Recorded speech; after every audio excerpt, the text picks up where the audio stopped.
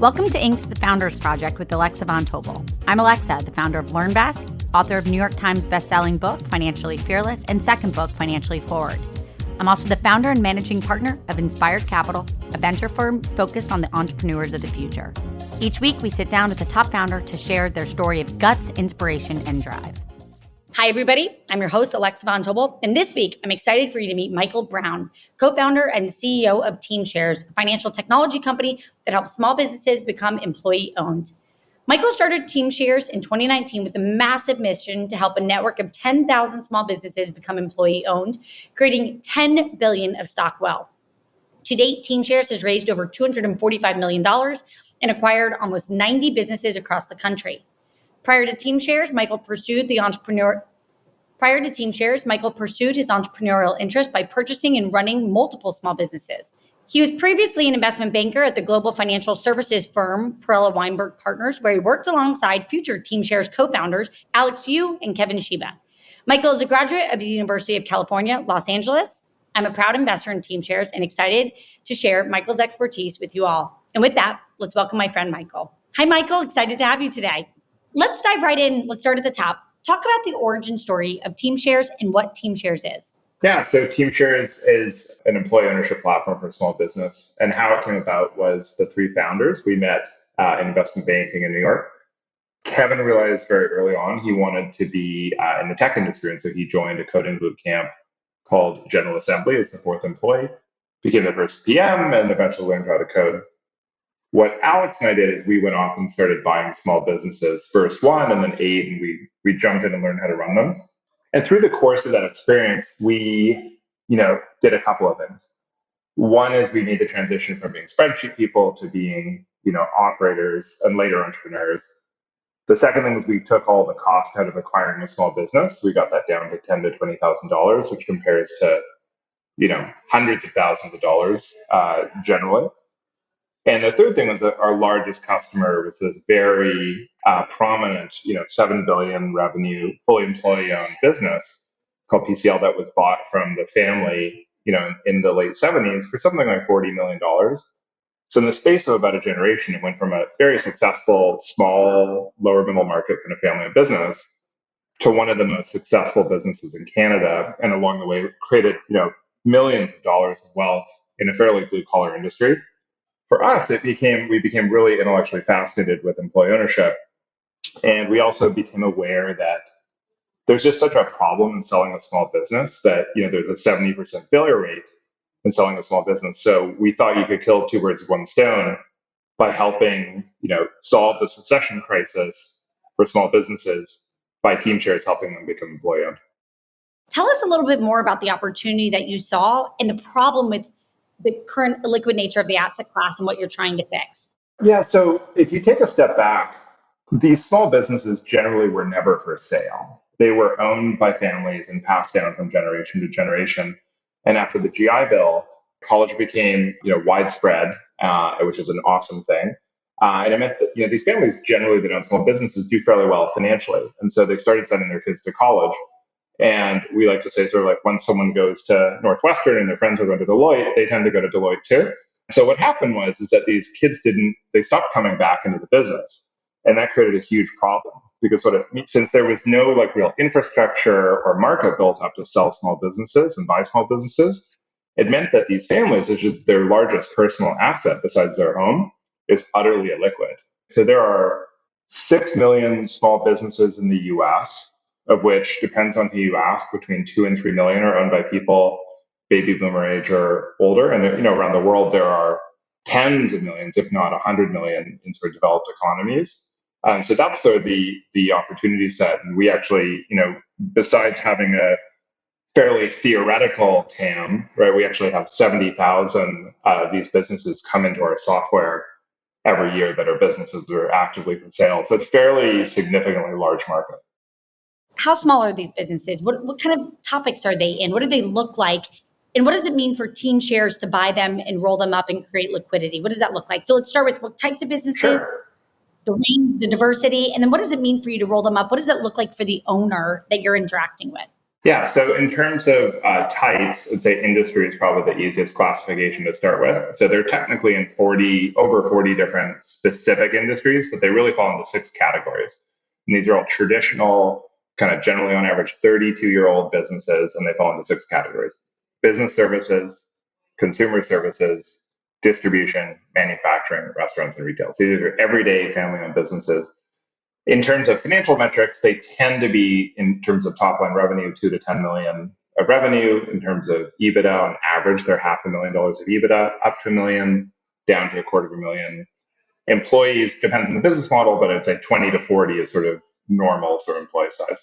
And then geographically, they're in about 30 states.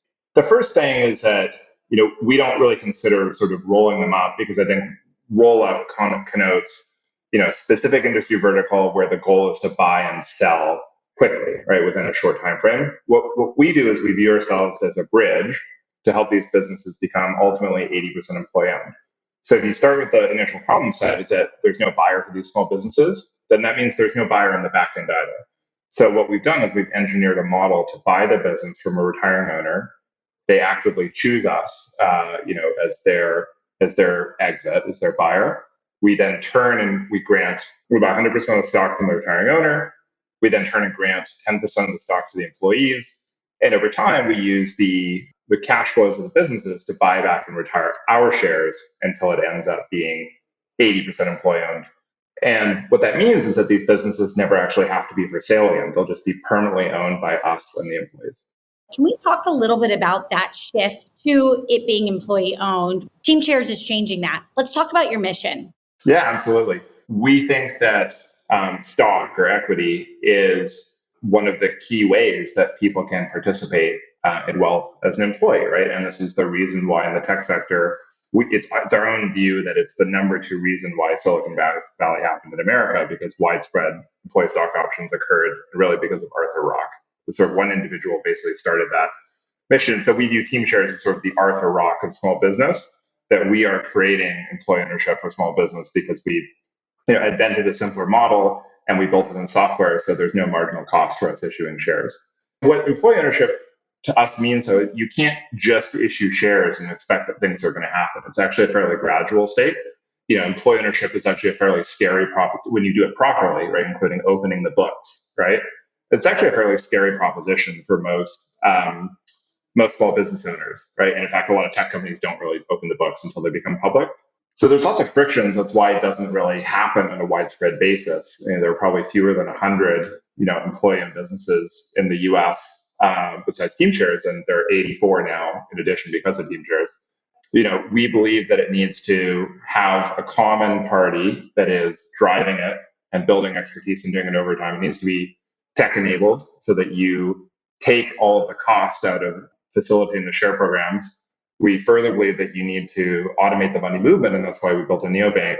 And then we also believe that employee ownership to work really well, right? It's a dual benefit to the company. The company should grow faster and become even more profitable over time, which helps create and enhance wealth.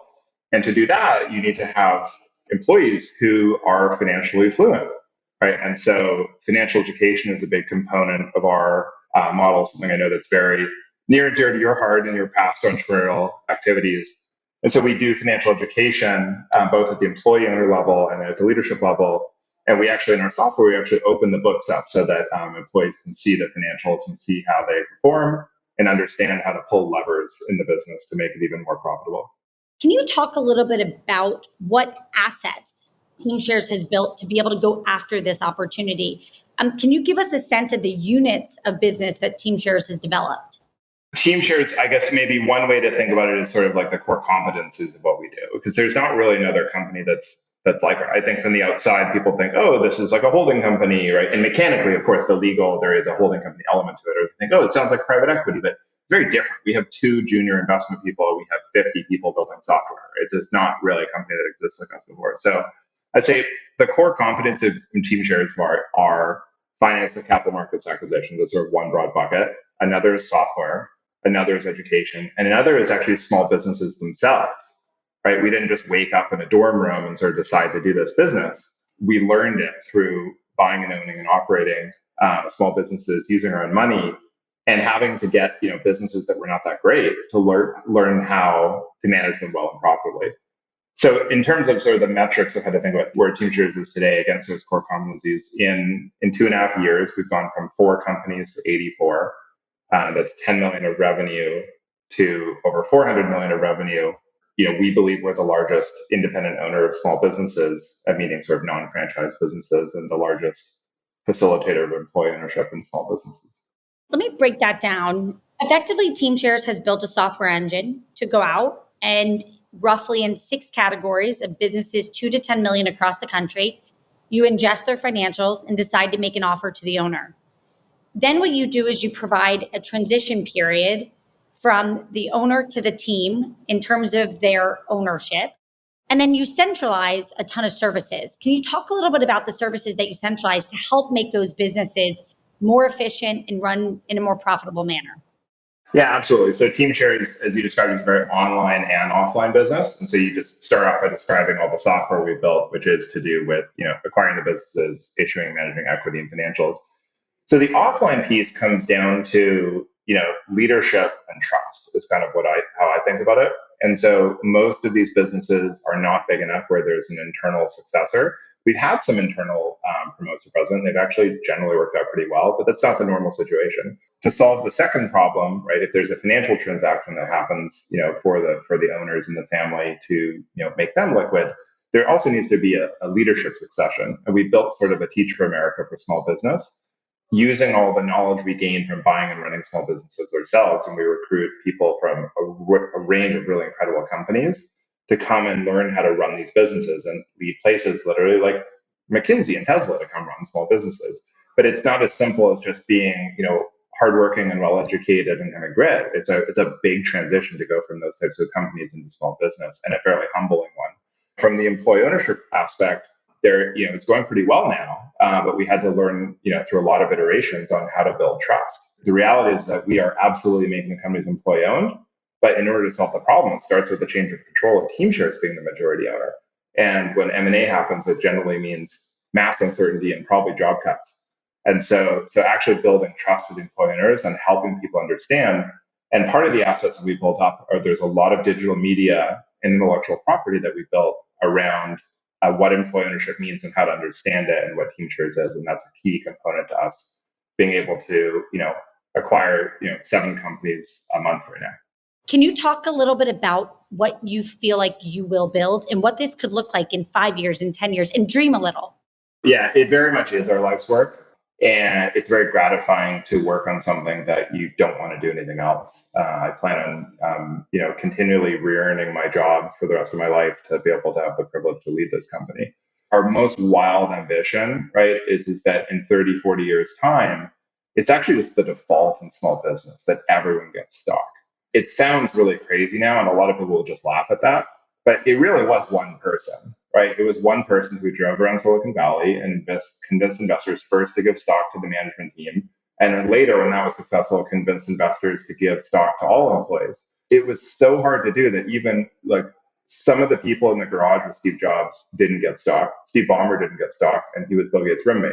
That's our craziest social mission level goal, is that in 30, 40 years time, that all small businesses have stock. And, far beyond this initial sort of retirement sale wedge, we will open up employee ownership options that don't involve a retirement sale. We'll open up our software and make it available in other ways. And so that is something that we think about a lot. Also, just a lot of other countries that have this problem, right? I mean, we've identified at least 30 countries that Teamshares could operate in. And so, all 3 founders have a fairly international bent to us. So I'm a Canadian immigrant. Alex is half Singaporean. Kevin's parents were born in Hong Kong and Tokyo. And so I think we think about Teamshares on a global scale. Right now, we're really focused on the US, and it's a huge market, but there are lots of places. And there's just lots of other businesses to build. And we plan on, hopefully opening up our neobank to the outside world to get, not every business is going to be ready for employee ownership day one. And so part of how we hope to expand the brand and build trust with small businesses is to take the financial products that we're building for small businesses inside of Teamshares today, and then ultimately open those up to the broader small business economy. So lots to do, but we think there's, like to say, there are centuries of growth ahead of us. Where the 200-year idea or mentality came from was actually my 30th birthday. I went to Hong Kong, and I was just really amazed with these two major companies there, Jardine Matheson and Spire. And they started off as just like trading companies, like import-export companies. And 200 years later, they're thriving in business and just major parts of the economy there. And so that was just very inspiring that a really small sort of a few people trading goods could create such an incredible business over time. And it really shaped how we think about building a durable business for the long term. Let's talk a little bit about how the small business landscape is evolving. What are the opportunities for small business? What are the threats to small business? Talk about that. Why don't I go ahead and define what I mean by small business? I think small businesses with under $1 million of EBITDA. So it's the 99% of businesses that are not really of any institutional scale, right? And there's 6 million of those. I think there really is a global succession crisis. And I think what that means is it just goes back to there's this problem of there are not, if you think there are 3 million small businesses owned by baby boomers, there as of today, there are not currently 3 million buyers, right, that are ready, willing, and able to do that. A lot of small businesses we see, sort of traditional small business, so not describing someone who opened up a business 5 years ago, right, but someone who's like run a business for 20, 30 years, they are generally quite far behind in digital transformation and don't have a lot of software in them. So I would say, we have looked at probably 15,000 businesses closely over the last 3 years. I think we've seen Stripe once. I think we've seen Salesforce 0 times. I think we've seen HubSpot twice. Right, so these are like giant public or near public companies that have, obviously Square has deep penetration into cafes, right? So that's sort of an exception. But major core, even take someone like ServiceTitan, a public company, a huge company that's very successful.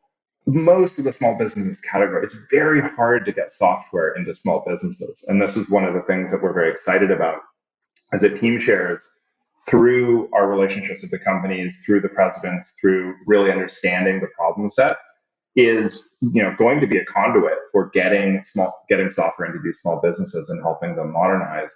And I think people love to talk about how exciting AI is and how it's going to revolutionize small business. Small business is like so many steps away from AI in most use cases. This is our own opinion. Is that a lot of these small businesses still have like a server in a closet, right? And so I think there are a few steps before AI. So I think succession, I think modernization, and then I think the other thing, this is away from the tech sector, but I think that there is a relative imbalance because of how small businesses were started between the pricing and the sort of like really gritty things like pricing and working capital that the customers, anyone in the B2B space, has a very sophisticated customer that is stretching them out on receivables and really challenging them on pricing. I think that the margins of small businesses are probably going to come up over time as businesses, one, as some fail, right, because of the succession crisis, and two, as businesses get more sophisticated. So there's a lot of really meaty hard work to do in this space. And we'll be right back after a message from our sponsors. Michael, I want to transition to you. You grew up in Canada, and one question I always love to ask, if you go back to your childhood, was there something that happened, something your parents did, a memory that really stands out as being very important for helping you be who you are today and capable of taking on this much risk and going after a big entrepreneurial endeavor? This applies to all three founders, is that all three of us were third culture kids in different ways, in different applications. But what I mean by that is that either means you're an expat, or you can be biracial, or you move somewhere, when you're really young somewhere else. And I'm Canadian, but I grew up in Singapore and Saudi Arabia. There's something unusual when you're an expat because, in Singapore, you're the kid from Canada. And then when you go home for the summer and people are playing softball, or in the winter they're playing hockey and you don't know how to play those sports, you're very clearly not from Canada and you're the kid from Singapore. And so I think what is unique about being a third culture kid is that you're very comfortable being an outsider. And Teamshares, I think, that was true of our own careers. And I think us observing the things we observed, we were outsiders to small business. We were outsiders to the electrical industry. We were outsiders to employee ownership. I was an outsider to tech, right? And so I think that just being really comfortable being an outsider was very, very important to sort of my own career. You've walked the walk in taking over small businesses personally, starting with an electrical contractor company in Western Canada. Can you just talk a little bit about the biggest lesson, one or two biggest lessons that from that chapter that you brought into the founder seat? Because literally holding the reins changes the way you can think about building the business and scaling to almost 90 companies, and soon we said almost 7 to 10 a month, growing rapidly. What did that hands-on first experience give you? What gift did it give you to the seat you have today? Like a lot. I mean, like you need to have the right strategy, but like it is, I wasted, like it was a very humbling experience to go, I think we're taught this in business that like, oh, the CEO's job is strategy. And this is what business schools teach. It's all about hard work and grunt work. It is all about grinding it out. And you cannot lead a business if you do it. Like I just don't think you're gonna be successful if you don't just put in the work and grind it out and show your team that you work hard.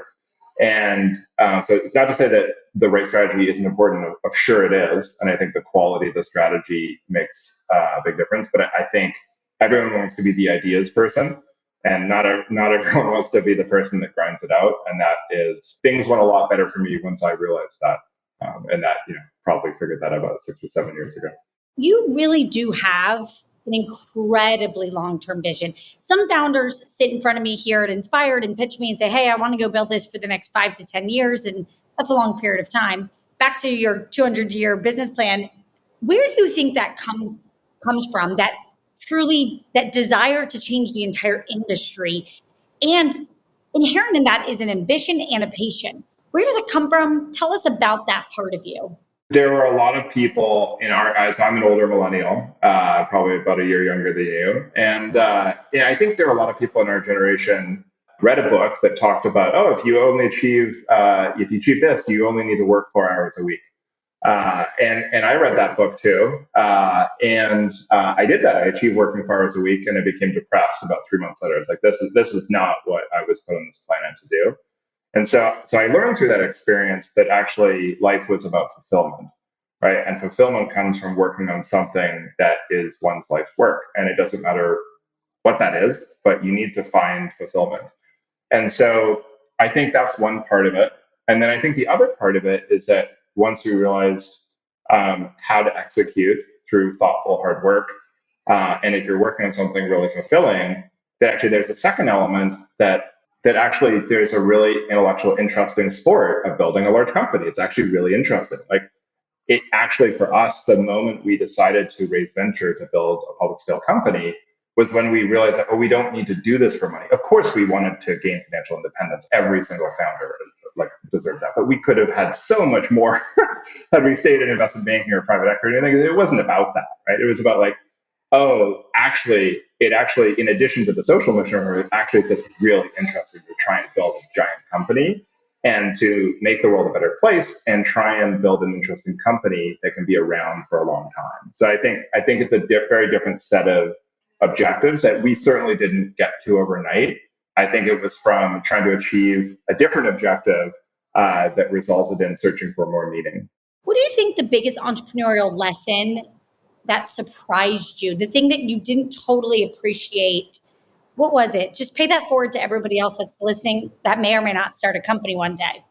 Yeah, there are no silver bullets, right? I think that there are certain things that, people, like even super smart people are like, oh, so-and-so firm just invested, people are going to throw money at you now. Things like that, things that seem like that was just never true, right? And I think that's just one example, right? And there were things that, periods where we saw an element of our business, oh wow, like this is a solved problem. And then you get to the next leg of scale and you're like, oh, we actually now have a new problem. And they're all solvable. But I just think that there are no silver bullets. And so that's why I actually think it's really important for founders to be working on something that is, or at least to recognize, are you working on something to create something sort of short term and that's okay too? Or are you in this for the long haul? Because it's going to really shape what you do and how you do it. But just, realize there are no silver bullets.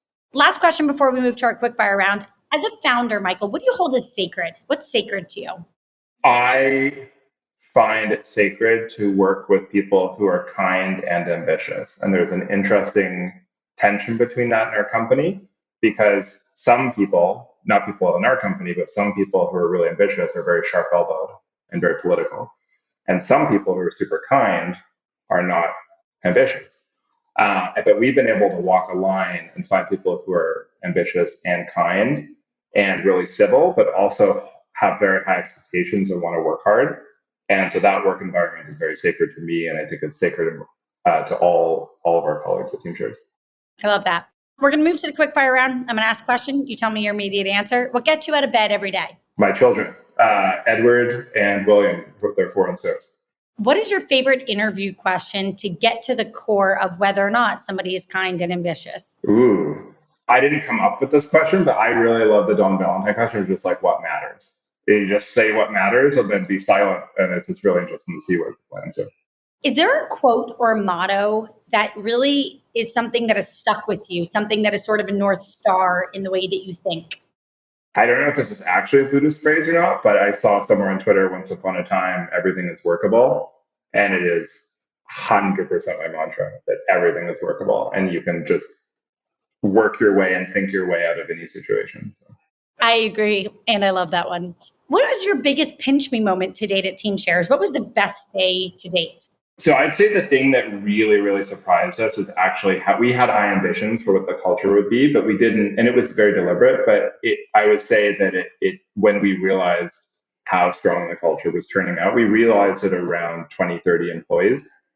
It was very much a pinch me moment. I think there were a couple of on-sites along the way where we would be up on stage as founders and doing sort of prime minister's questions. And there were a couple of times, like in between a question, it was like a very David Byrne, how did I get here? Sort of pinch me moment. And so I'm just very, very grateful to work with all these incredible colleagues. Is there a book that's left a real mark on you? It can be any type of book, business book, fiction, anything, nonfiction, but a book that's really, really impacted you. Yeah, I think so. The sort of business answer that I would say for anyone in business is this book called Traction, which is a very practical guide for how to run a company. It's something that I think is very applicable to small business in the way that I think high output management is for sort of growth stage companies. More recently, I should say I'm only about halfway through, but I'm really, really enjoying The Obstacle is the Way. And I think the nuance of that book is not so much like, oh, this isn't so bad, which is how I used to think about getting through hard things, but actually to realize you're actually lucky to work through this obstacle because it's going to make you and the company better off. And I truly believe that. And I wish I'd read it a long time ago, but I'm here now. I love that. And I've not read that book. So thanks for the recommendation. Highly recommend it. Yeah. Last question. When you think about what you are excited about for the future of Teamshares, what is that? I'm really excited just for our impact. I'm excited for people, for eventually for Teamshares to be kind of a household name. But we've actually had a few moments now. People have heard in public other strangers talking about Teamshares. Someone actually came up to Kevin Shiiba at a party and told him about Teamshares. So it's not a household name, but the word's getting out there a little bit more. But Teamshares, it's one of those things where like, there's no specific thing because I think of the expression of like, it's amazing what, it's everything feels longer than sort of like a week or a month, but it's amazing what you can accomplish in a year. And I think that it's hard to even know, even though we have a pretty good blueprint for what Teamshares can look like in 10 and 20 and 200 years. There's always new things that are being added to our business model. And so I'm just excited about that future. I love that. And I agree with you. It is amazing what you can accomplish in a year. First of all, Michael, thank you so much for joining us today. Everybody out there, if you want to check out Teamshares, because you're a small business owner, head to teamshares.com. And you can join us next week for Inc. The Founders Project with Alexa Von Tobel. Michael, it has been a pleasure to work with you. I have so much fun working with you, and I am excited to be on your 200-year vision. So thanks for letting me be on the ride, and thanks for joining us today. We're rooting for you. Thanks for all your support, and thanks for having me today.